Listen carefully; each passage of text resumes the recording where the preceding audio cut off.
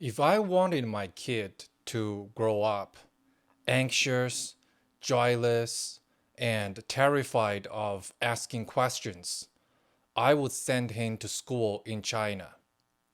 But I'm not raising a cog, I'm raising a human being, someone with imagination, curiosity, and courage to say, this doesn't make sense.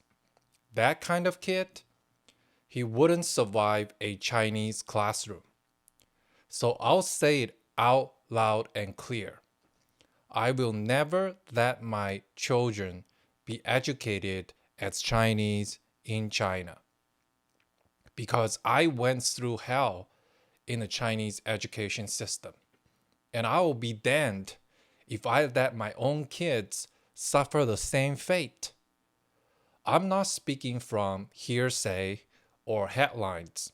I lived it. I was born and raised in China, survived the soul crushing Gaokao exam, the college entrance exam grind, and even served as a university teacher there. I have the scars to prove it. Some folks brag that Chinese schools produce students with solid fundamentals in math and science, while others point out that those same kids are test taking robots with zero creativity. Well, both are true to an extent, but here's what really happened to me and why I'm determined to spare my children from the same experience. I promise I'm not just spewing opinions here. Everything I'm about to say is backed by real experiences and observed facts. This isn't an academic lecture. It's one ordinary parent's perspective after living through the Chinese education system and later seeing how things work outside China. Consider this a raw, honest comparison from someone who has seen both sides. Let's start with my journey through China's education system. I spent my childhood and teenage years slogging through China's schools from the age of 6 all the way through college. 9 years of compulsory schooling under a system obsessed with exams and discipline left a mark on me. I even became a lecturer in law and economics at a Chinese university in my late 20s, which gave me a glimpse behind the curtain of how the sausage is made. There is a saying I heard often among colleagues. In China, no matter what you study in college, or even if you barely study at all, you will still graduate. In other words, as long as you play along, the system will push you through. Learning be damned. Back in China, I watched professors who couldn't string two coherent sentences together coast through their entire teaching careers. The quality of the teaching, irrelevant. Student understanding, optional. What mattered was two things. First, are your students passing the exam? And second, are you kissing the right bureaucratic backside? That's it. It was like academic North Korea. The appearance of success was more important than actual education. Now, let's talk about the school culture of fear. Chinese schools love to preach discipline, but in my experience, that often cross the line into outright abuse. Let me tell you about my elementary school math teacher, a woman I will never forget, though I wish I could. One day he snatched up my homework, glared at all the errors I made, and yelled so loud that the entire class could hear. You're so stupid that when you grow up, you will be cleaning toilets. I was a timid 9-year-old, and that public shaming hit me like a punch to the gut. I felt my face burn, my eyes just swollen with tears. I genuinely started to believe I was worthless. From that day, like something changed in me. At first, I doubled down on studying out of just sheer spite. I was determined to prove that teacher wrong. If my math grades were bad, I was then sure going to ace my Chinese literature exams just to show that I wasn't a lost cause. But the damage was still done. A big chunk of my childhood self-esteem had already been ground into dust under that teacher's heel. And here's the kicker. This kind of stuff was normal in China. We all have stories like this. Forget your homework, the teacher might make you stand in the back of the class for an hour. Fail to wear the right uniform or the mandatory, red scarf one day. Okay, enjoy being singled out and humiliated in front of the entire class. Didn't recite a passage correctly? Get ready for the teacher's sarcastic slow clap and a rant about how you are dragging the whole class down. This wasn't isolated incidents or a few bad apple teachers. This was the everyday climate of my schooling. The underlying philosophy was that fear and shame are acceptable tools in motivating students. And we as kids just accepted it. We didn't have a choice. It wasn't until I became an adult and moved to the US that I realized, holy crap, a lot of what we went through in Chinese schools would literally count as emotional abuse or physical punishment in other civilized countries. Making a kid stand for an hour as punishment? Grabbing and tearing up their homework in front of everyone? In a country like the US, a teacher could lose their job or even face a lawsuit for things that are considered completely normal in China. No wonder so many of us who grew up under that brutal system learned to swallow our anger and just accept humiliation. We were trained from age 6 to think that being bullied by authority figures is just a part of life. We were taught to tolerate the intolerable. That's a lesson I never want my kids to learn. Now, let's talk about the Gaokao grind. Education in China boils down to one word, Gaokao, meaning college entrance exam. This exam is the sun under which every student's life orbits from junior high onward. The pressure of it is insane. For most kids, your entire future, what university you get into, what job prospects you will have, basically your social status for life is decided by this one exam taken at age 18. Mess up those 2 days of tests, and society tells you you're done for life. No do-overs. Growing up, my world was completely oriented toward this ruthless sorting mechanism. Classes weren't about learning for curiosity's sake or developing critical thinking. They were about cramming, memorize the textbook, master the formulas, practice the standard exams, repeat. It's like training performing monkeys to hit the right buttons under pressure. Creative or independent thinking? Sorry, no time for that. We have more practice tests to take and more past exam papers to review. I had a cousin who attended one of those famous high schools reserved for children of government officials. You would think with all that privilege and pedigree, the kid would be thriving. Nope. His grades were painfully bad, and the poor kid got screamed at by teachers and parents alike as if, being bad academically was a crime. If the report card wasn't showing any academic progress, it was treated like the end of the world. I remember asking this cousin how many students were in their class. Instead of answering me, he just handed me the report card. His rank was 45th. And that said everything.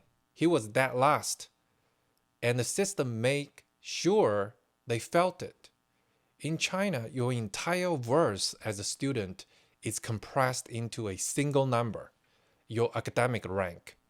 And if you're not in the top 10, you're basically treated like you don't exist. The crazy thing? Later on, that same cousin moved to the United States for high school. And suddenly, in a more holistic and supportive environment, he excelled. He went from a horrible student in China to straight A's in the US, racking up praise from American teachers who marveled at his work ethic and his depths of knowledge. The difference? In the US, teachers actually encouraged questions and valued understanding. In China, all that mattered was where you ranked on test day. The exam obsession doesn't just kill creativity, it kills the joy of learning and ignores everything that isn't quantifiable by a Scantron sheet. Chinese school administrators and education officials are laser focused on short term metrics, test scores, college admission stats, GPA rankings, moral education, physical well being. Those are afterthoughts at best. Sure, they might stick a token mental health counselor in the school for show, but trust me, no one takes that seriously. The attitude is if you are struggling mentally, that's your own problem. Suck it up and study harder. This tunnel vision has real consequences. When you raise kids to believe that a test score is everything, you end up with a lot of young people who are academically competent but emotionally fragile and morally apathetic. Yes, they might ace the calculus exam, but they have the resilience of a soap bubble. And many of them crash and burn when they faced with real adversity. One of the most tragic examples I recall was a recent news story about a 14-year-old girl in Shanghai. She was under constant pressure from her parents to perform, getting berated every single day for any grade that wasn't up to par. In her suicide note, she wrote that she never wants to meet anyone again in the next life. 14 years old, and she had already lost hope in people and in herself. She jumped from her family's high rise apartment and ended her life, just like that. The saddest part is that stories like this are not rare at all. They happen all the time, all over China, on a frequent basis. A system that prioritizes scores over souls can literally be lethal. And it's not just the methods of Chinese education that deeply worry me, it is the values being imparted. From the first day of school, kids are fed a steady diet of political indoctrination and skilled history. The curriculum is designed less to educate and more to indoctrinate obedient little patriots. I still remember the nationalist slant of our textbooks. Japan's invasion of China during World War II. In our books, they weren't just Japanese soldiers, they were called Japanese devils. Western countries in the colonial era were referred to as foreign imperialist bastards and foreign devils.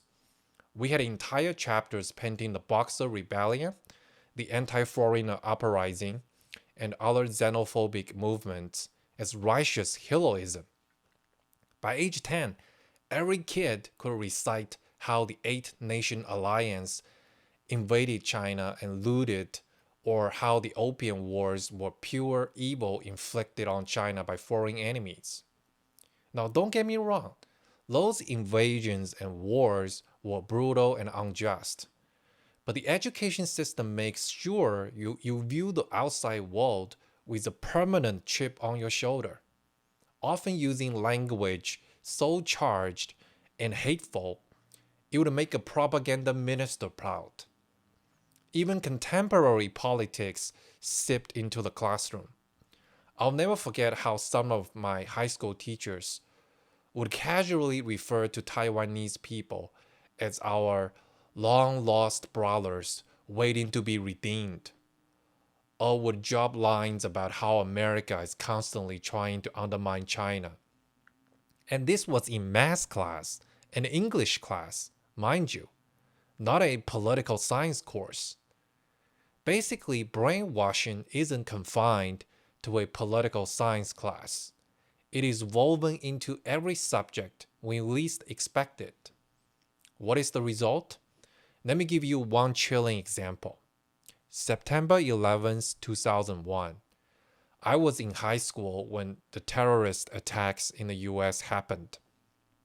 As we watched the Twin Towers collapse on TV, a number of my classmates cheered. They actually clapped in joy, as if they were watching a fireworks show. Why?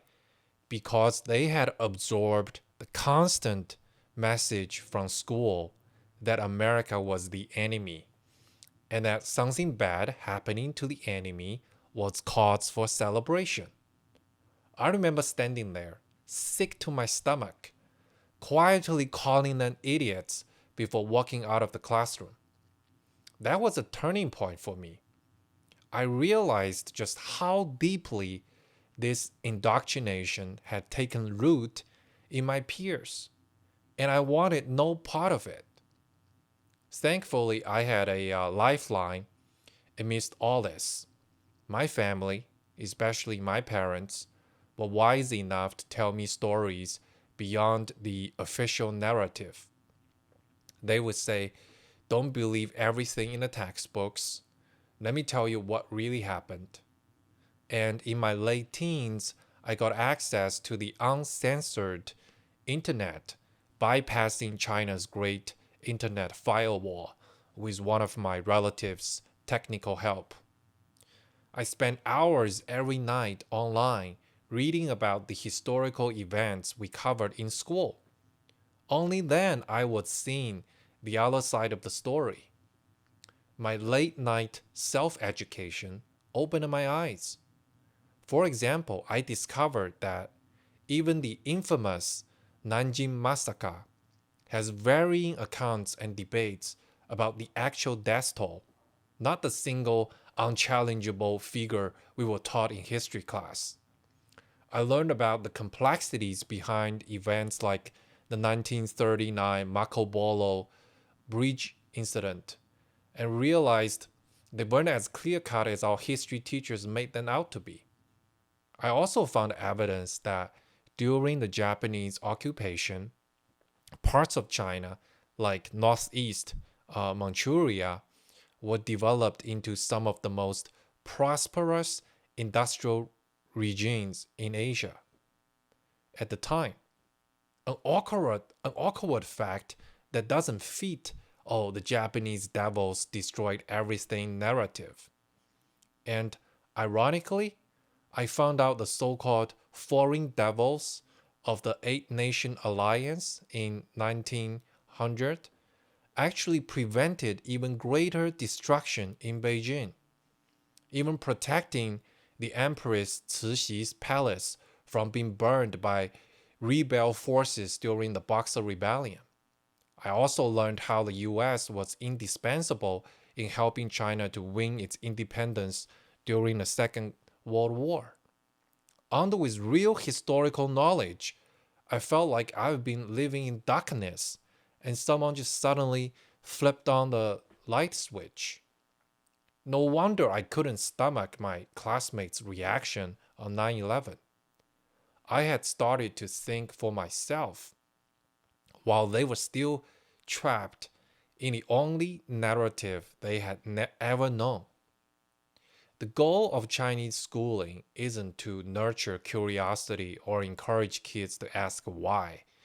It is to produce royal, compliant citizens who won't challenge the status quo. Creativity, independent thought, and skepticism are seen as threats. Those traits are either actively squeezed out of students or left to valour from disuse. It's as if the system is saying, we're not here to raise the next Einstein or Steve Jobs. We're here just to churn out people who will do what they are told. They care less about fostering great innovators and more about producing obedient cogs in the machine. In my Chinese schooling, teachers were like demigods in the classroom. What they said was the law, even if it was blatantly wrong. Questioning a teacher's claim or a textbook's accuracy was unthinkable. A one-way ticket to being branded as a troublemaker and getting a world of hurt. At a minimum, a ton of extra homework and public scolding. The result of this authoritarian classroom culture is that it completely kills the ability to think critically. Students internalize a simple rule. The book is always right. The teacher is always right. Authority is always right. If tomorrow the textbook says the sky is green and the teacher nods and repeats it, then guess what? The sky is green. Don't trust your own eyes. Trust what the school authority tells you. It sounds absurd, but that's exactly how we were trained. Is it any wonder so many Chinese students never ask questions, even if they are confused or curious? They're either too scared or simply unaccustomed to challenging anything. I saw the real world effect of this conditioning when I traveled outside mainland China for the first time. The first time I went to Hong Kong, which at that time still felt very different from the mainland. I was just shocked by what I saw. The streets were so clean. Drivers actually stopped for pedestrians. People lined up in neat queues at bus stops. And get this, Hong Kong has about 68,000 people per square kilometer. People, while meanwhile, mainland China averages only about 150 people per square kilometer. Yet Hong Kong was far more orderly and courteous than any place I had seen in mainland. Back home, whenever we complained about chaos or bad manners in public, people speeding, cutting in line, the excuse we always heard was, well, China has too many people. It's hard to manage everyone. We grew up hearing that so often that we just accepted it. But standing in Hong Kong, surrounded by polite, law-abiding people in one of the most densely populated cities on earth, I realized that excuse was just complete garbage. The number of people isn't the issue here. The system and the culture is the issue. Hong Kong residents had a different civic education and a different social contract, thanks to a very different history of governance. And it showed. And that was a light bulb moment. So many of the so-called natural truths we were taught in China were not truths at all, just convenient narratives to excuse the system's failures. Now, let's talk about the teachers themselves. Many Chinese teachers are frankly not equipped to broaden students' minds because their own minds were never broadened. It's not entirely their fault. They are as much products of the system as the students are. But it becomes their fault when they choose to perpetuate the cycle instead of challenging it. For instance, a classmate of mine landed a coveted teaching job at a top high school in my hometown. How? Not because he was some exceptional educator, but because his uncle worked in the local education bureau and pulled strings for him.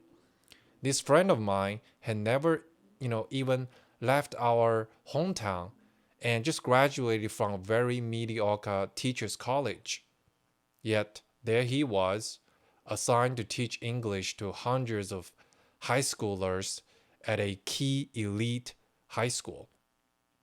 He was so proud of it too, walking around like he was shaping the next generation for greatness.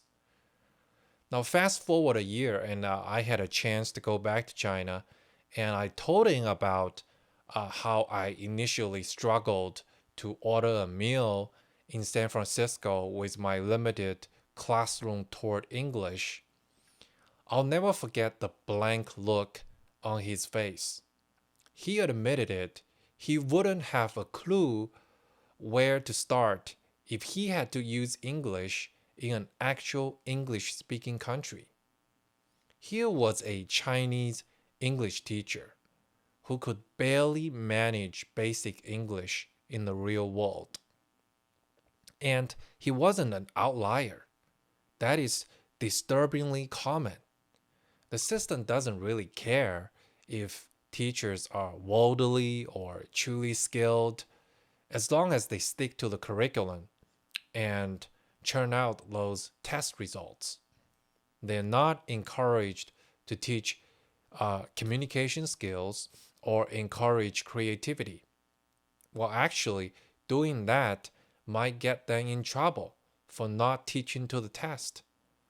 I've seen teachers who try to get students to think outside the box or debate ideas get slapped down by their school administrators. Stick to the book, finish the syllabus, don't deviate, they are told. Innovation is not welcome. It's also telling, which subjects get sudden priority for non-academic reasons. Recently, I heard that some schools in China are shifting emphasis to teaching more Russian instead of English. I had to double check to make sure that wasn't a joke. It wasn't.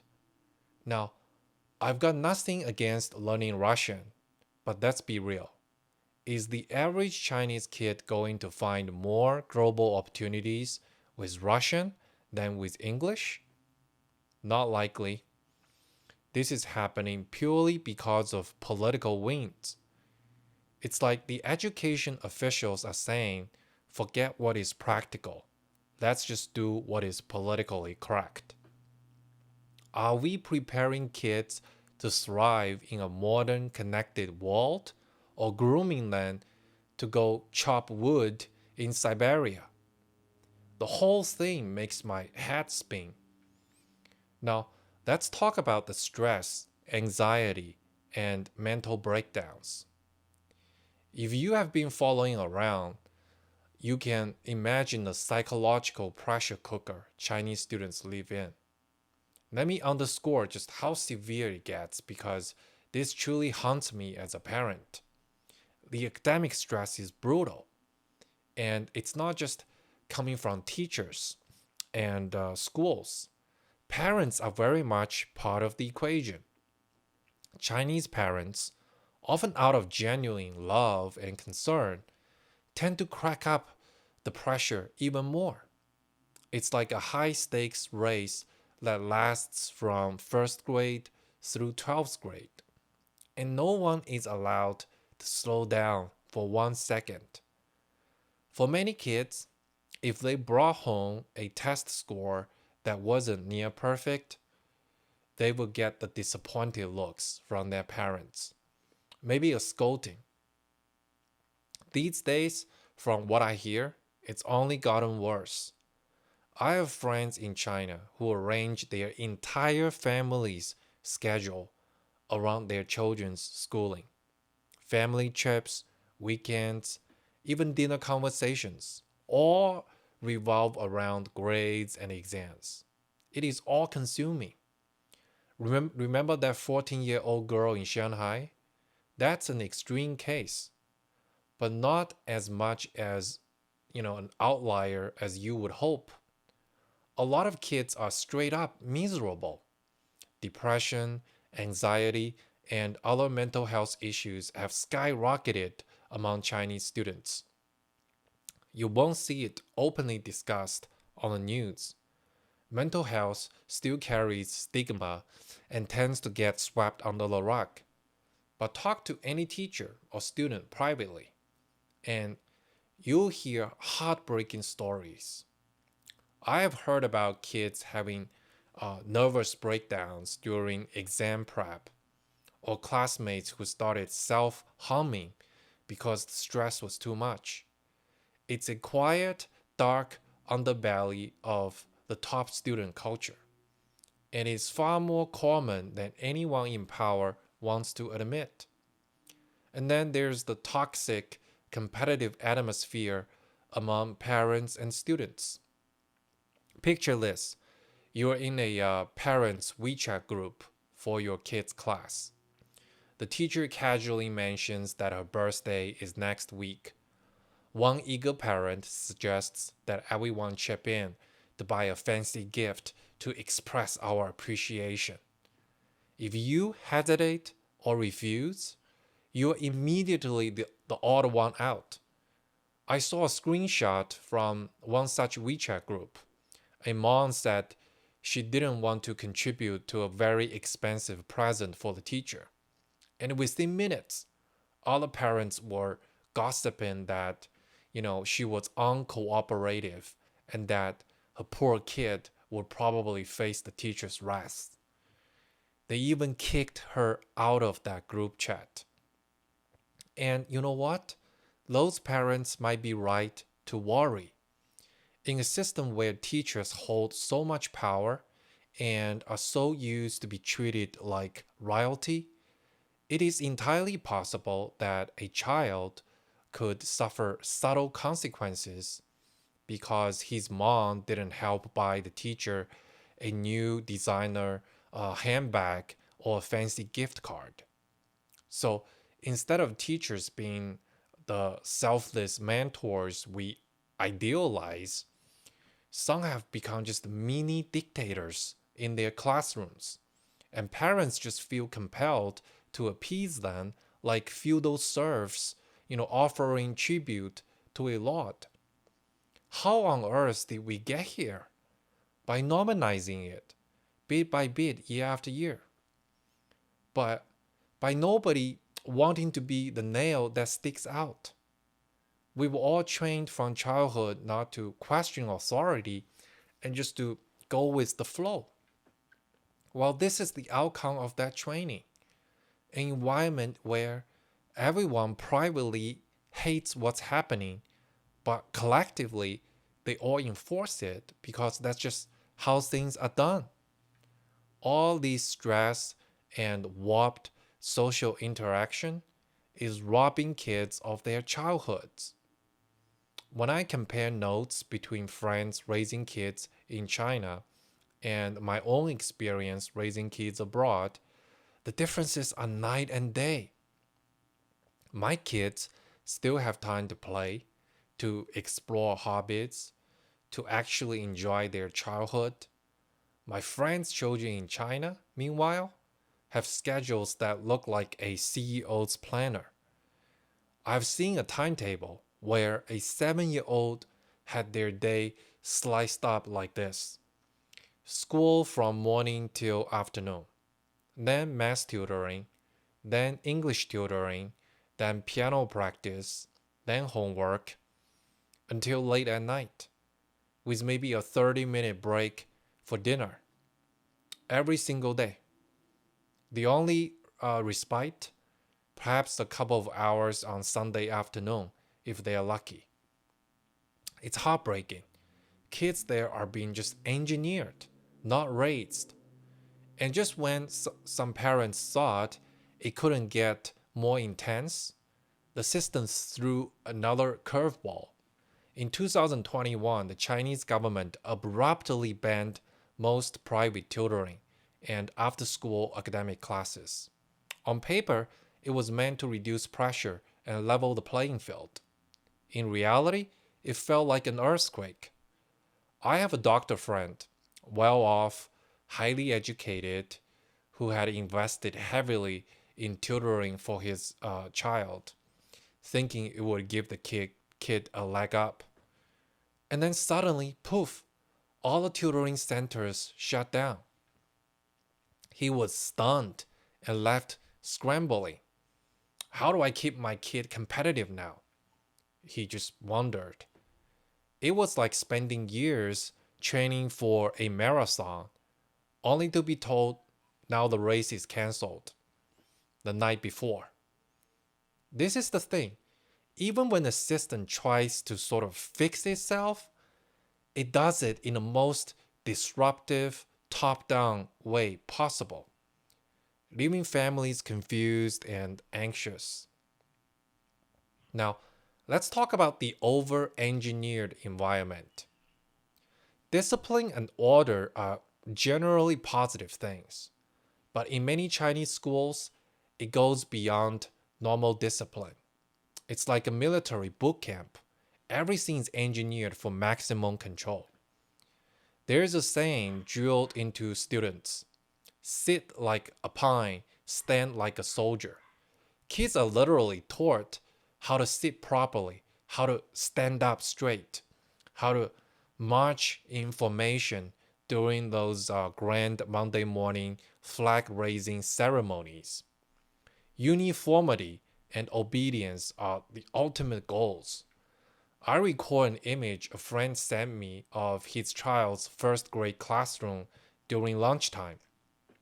Picture this: about 30 6-year-olds sitting straight at their desks, eating in absolute silence and perfect unison, as if any sudden movement would get them court martialed. On the wall, gigantic red banners screen slogans like work hard, study hard, excel every day. The teacher stood at the front, arms crossed, watching like a drill sergeant to ensure like no one stepped out of line. My friend was actually proud of this photo, saying, "Look how disciplined they are, even during lunch." But when I saw it, my heart sank. All I could think was, these just look like little robots, not children. There was no chatter, no giggling, none of the messiness you would normally expect from kids. They'd already learned that even lunch is not a break from being monitored and judged. Now, let me contrast that with what I see at kids' school in the US. Lunchtime is, well, loud. It's basically controlled chaos. Kids are laughing, telling goofy jokes, trading bits of their snacks, and yes, occasionally making a mess. There are teachers and staff around, but they're acting more like lifeguards at a pool, keeping an eye out to make sure no one gets hurt, not telling every kid how to chew their food. The atmosphere is relaxed, even joyful. And guess what? Those kids still finish their meals and get to their next class on time. The school doesn't just fall apart because little Johnny spilled his milk or little Emma was whispering with her friends. It turns out children can handle a bit of freedom without turning into wild animals. But in China, the prevailing belief among educators is that if you give kids 1 inch, they'll take a mile, and chaos will ensue, so they don't give an inch. Every minute is scheduled, every activity supervised. I remember those mandatory morning exercises and assemblies in China when I was a student. We would all line up in perfect rows, then chant in unison about how we love our country, we'll study hard to make it proud. It was in its own way impressive, like something out of a dystopian movie where the school children move in eerie lockstep. The first time I attended a morning assembly at an American school, I was in culture shock.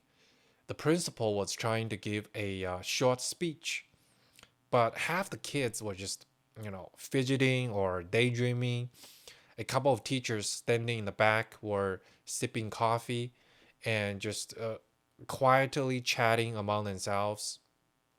And eventually, the principal got the crowd to quiet down, made a few announcements, and then just let the kids all scamper off to class.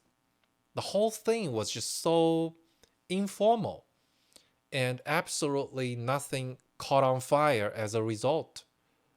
For me, having lived that regimented Chinese school life, it was mind blowing to see that you could actually run a school event without actually turning it into a military drill. Now let's talk about the last couple of years, the pandemic era, and how it just amplified the control factor in Chinese schools. COVID-19 was tough on students everywhere, but Chinese students had a particularly rough version of it.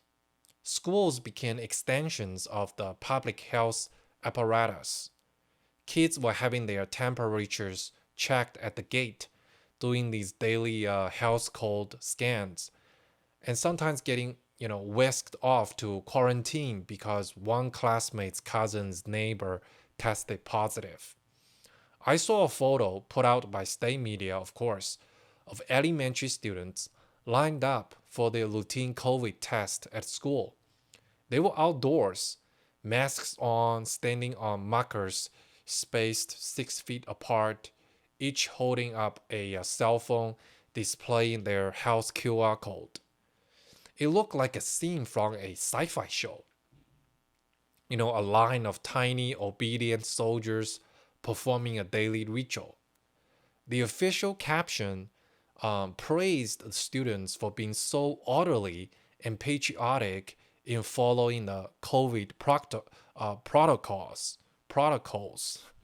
And yes, I get that rules were necessary to control the pandemic. But seeing childhood reduced to QR codes and nasal swabs and being told to feel proud about it was just depressing. Imagine being 6 or 7 years old and growing up in that atmosphere. That's not the kind of formative experience I want for my child. That alone, for any child, let alone my own. The bottom line is Chinese schools prioritize order and control above all else. The message drilled into every kid's head is follow the rules, don't question, do as you are told, endure hardship, and you will be a model student and later a model citizen. They essentially take bright, energetic young children and year by year mold them into regimented young adults who can recite slogans by heart and march in step when commanded. Now, after all these years of rote learning, pressure, and control, what kind of young adults does the system produce? This is the part that scares me the most because it's not just about my kids, it's about the future of an entire generation and society. One troubling outcome is a kind of collective cynicism and moral flexibility. Let me explain. We were taught lofty ideals in school. Love your country, work hard, be humble, value justice. But we also grew up watching how things really work in society, how connections often trump merit, how rules get bent if you know the right people, how saying the right thing matters more than doing the right thing. The education system never taught us to question or change that reality. It just taught us to navigate through it. So a lot of people end up with this dual mindset. Publicly, they'll espouse the high ideals we learned in school textbooks, but privately, they'll do whatever it takes to get ahead, even if it means engaging in the very corruption or nepotism they profess to hate. Here are a few examples of this twisted mindset that often results from this phenomena. First, empty honors versus real goals. Publicly, people preach humility and claim to have hate vanity. Privately, those same people will do anything to get their child into a prestigious school or land a job with a fancy title. They say we despise empty honors, but they are chasing them like their life depends on it. And second, criticizing corruption and then practicing it. Folks will loudly criticize corruption and unfair systems. But if given a chance, many won't hesitate to slip a bribe or pull strings to get their own kid ahead. They don't truly want to dismantle corruption. They just want a piece of the corrupt system for themselves. People complain about those cushy monopoly jobs in telecom, oil, etc., where employees have it easy.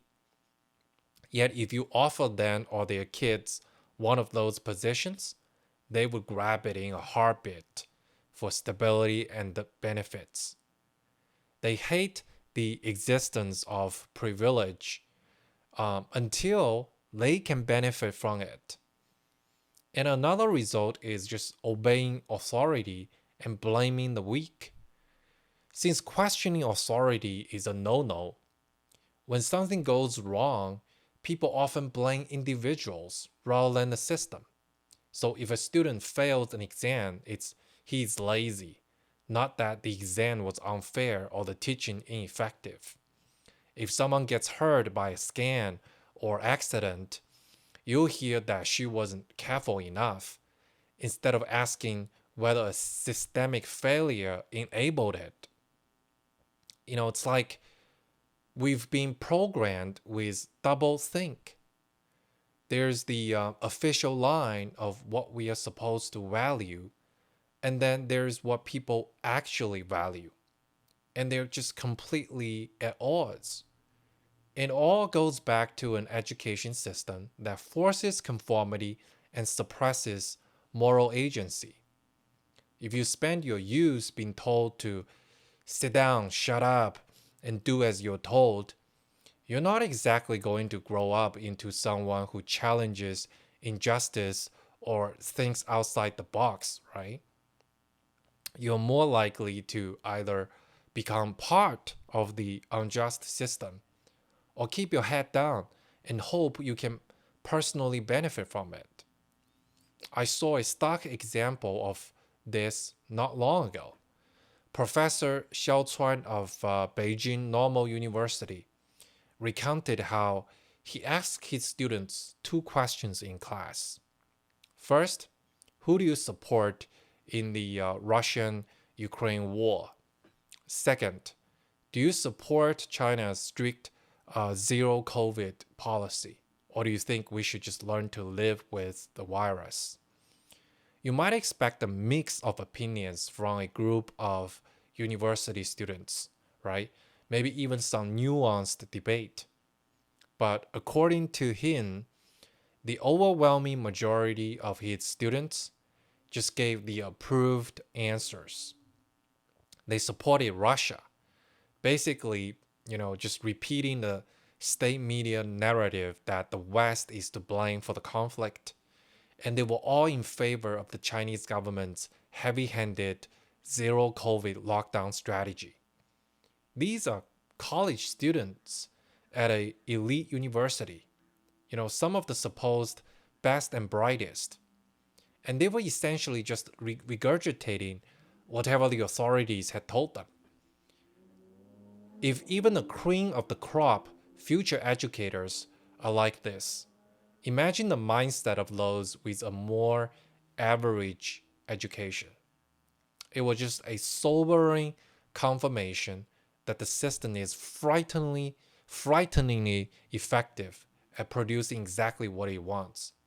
People who don't question, who follow orders, and who honestly think they are being patriotic even as they echo propaganda.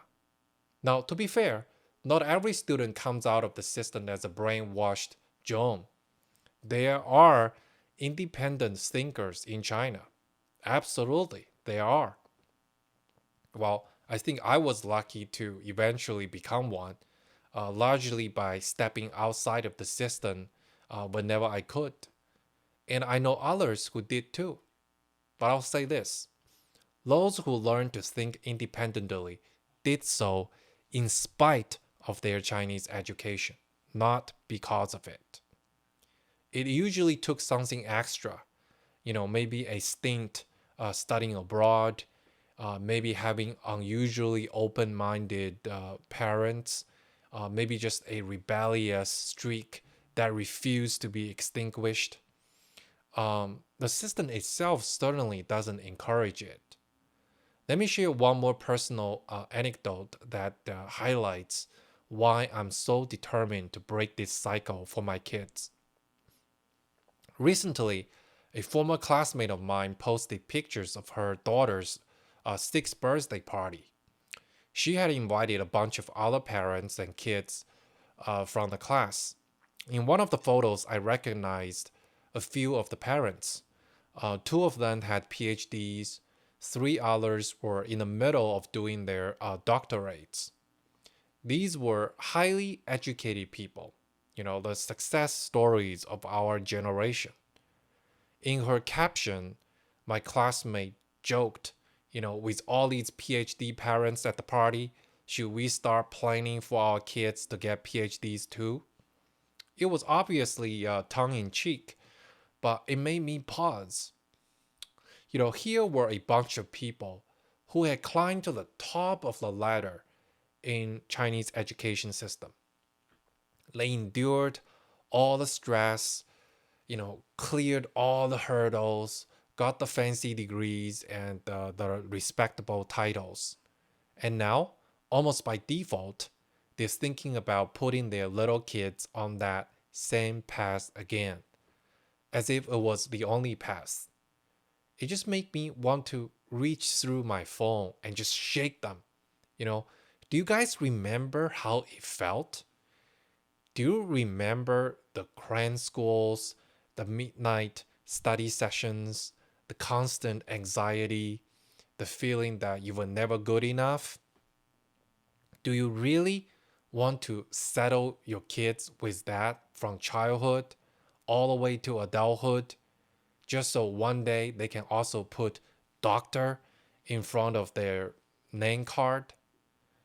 Because here's the harsh truth: even if you achieve everything the Chinese system tells you to achieve, ace the Gaokao entrance exam, get into a top university, maybe go abroad and snag a PhD, and then land a great job. Even then, if you choose to live under that Chinese system, you're not truly free. I hate to say it, but you're still a pawn. Just a pawn with a fancy title.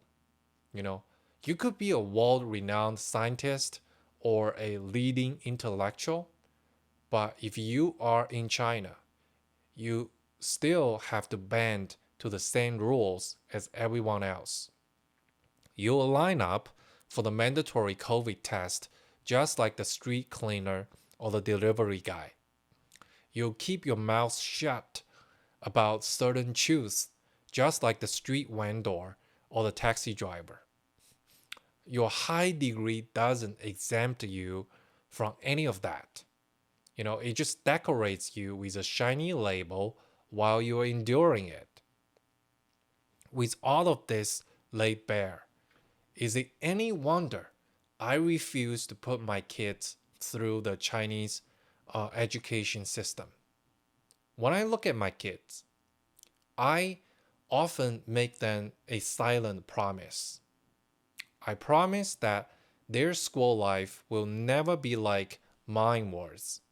Okay? They won't have teachers who tear them down just to assert their superficial authority.